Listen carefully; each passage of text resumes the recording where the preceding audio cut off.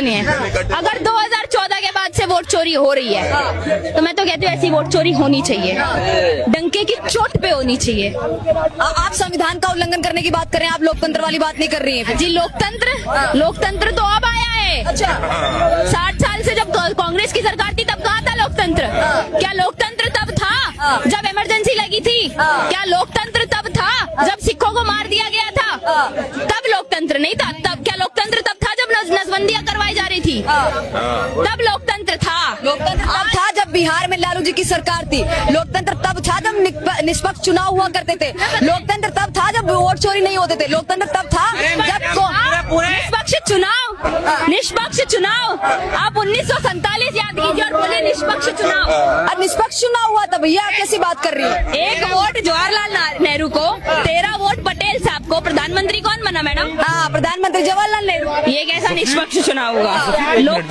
Video रोको जफीर, video रोको जफीर। ये किस तरह की जाहिलियत है, किस तरह की बेवकूफाना हरकत है ये? वजीर आजम तब से मुझे कह रहे हैं कि इस वीडियो को रुकाओ, हम तुम्हें कुछ और चलाने के लिए दे रहे हैं, हम तुम्हें कुछ और बताने के लिए दे रहे हैं, लेकिन तुम जो हो ये क्या तुमने लगा रखा है कि कांग्रेस के समय ऐसा हुआ, जवाहरलाल नेहरू को 1 वोट मिला, पटेल साहब को 8 वोट मिले, निष्पक्ष चुनाव चोरी। और तुम सुबह से जो बकवास कर रहे हो ना, वजीर आजम और मैं दोनों ही देख रहे हैं। वजीर आजम मुझसे कह रहे हैं कि इसको अभी निकालो। मैंने कहा वजीर आजम हो सकता है जफीर कुछ और कहना चाह रहा हूं, लेकिन नहीं, तुम्हारे मैसेज बिल्कुल उल्टे सीधे जा रहे हैं। ये तुमने किस तरह की गुस्साखियां पाल रखी है, किस तरह की बातें कर रहे हो तुम कि वोट चोरी अगर होता तो अखिलेश यादव को हार जाना चाहिए था, अयोध्या में बीजेपी को आ जाना चाहिए था। वोट चोरी अगर था तो कांग्रेस का सुपड़ा पूरे तरीके से साफ होता, वो 5-6 सीट जो लाई हैं वो भी नहीं लाते। वोट चोरी अगर होता तो तेजस्वी कैसे जीत गया? अपने जीत पे तो वोट चोरी की बात नहीं कर रहा, बाकियों के जीत पे। ये किस तरह की बातें हैं?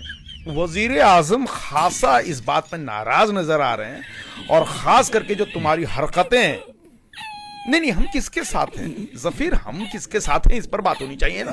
हम कांग्रेस के साथ हैं, हम मोदी के खिलाफ हैं, समझ रहे हो? वजीर आजम और पाकिस्तान कभी मोदी के साथ नहीं हो सकता। ये सीधी सी बात तुम्हें समझ में नहीं आ रही है, और तुम कुछ भी सीडी रिकॉर्ड की तरह पेल देते हो, चेक नहीं करते हो तुम कि क्या चल रहा है यहाँ पे। ये जो लड़की बोल रही है वो हमारे सपोर्ट में बोल रही है या अपोजिशन की बातें कर रही है? वो ये तुम्हें समझ में नहीं आ रहा क्या कह रही है लड़की? कि वोट चोरी अगर ये है तो ऐसा होते रहना चाहिए। लोकतंत्र अब आया है, इससे पहले लोकतंत्र नहीं था। बोफोर्स घोटाले की बात नहीं होगी जफीर, ये सारी बातें नहीं होंगी, बातें नहीं होंगी। इंदिरा गांधी और अंबानी के साथ रिलेशनशिप की बातें नहीं होंगी, वो सारी बातें उठाकर लाने की जरूरत नहीं है। जो राहुल गांधी कह रहे हैं कि अडानी को पैसा जा रहा, अंबानी को पैसा जा रहा है, उसके बारे में चलाओ, कुछ खबरें चलाओ। हमारा काम है मोदी सरकार को नीचा दिखाना। हमारा काम है कि मोदी सरकार जो जीत रही है वो गलत जीत रही है, इस पर बात होनी चाहिए। वजीर आजम खासा गुस्से में है, और तुम्हारे साथ उनकी मीटिंग फिक्स की जा रही है। कल तुम आओ और अपनी सफाई दो कि आखिरकार तुम इस तरीके की हरकत कैसे कर सकते।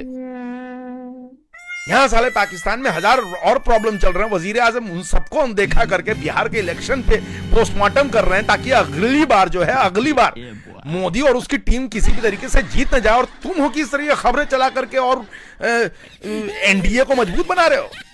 नहीं, बहुत हो गया है। Enough is enough. वजीर आजम ने कल कोर्ट मार्शल के लिए तुम्हें बुलाया है। जर्नलिज्म में कोर्ट मार्शल होता है, वजीर आजम की मर्जी है। वजीर आजम जैसे चाहे वैसे कर सकते हैं। आसिफ मुनीर भी होंगे, उनको जवाब देना तुम। नहीं, मेरा इसमें हाथ ही नहीं है। मैं मुआफी मांग रहा हूं। मैं इसमें हूं ही नहीं, मेरा इससे कोई ताल्लुकात ही नहीं। मैंने वजीर आजम को साफ कह दिया, हाथ झाड़ते हुए कि वजीर आजम, इसमें मेरी कोई मिल्कियत नहीं है, मेरी कोई शख्सियत नहीं है, मैं किसी भी तरीके से इन्वॉल्व नहीं हूं।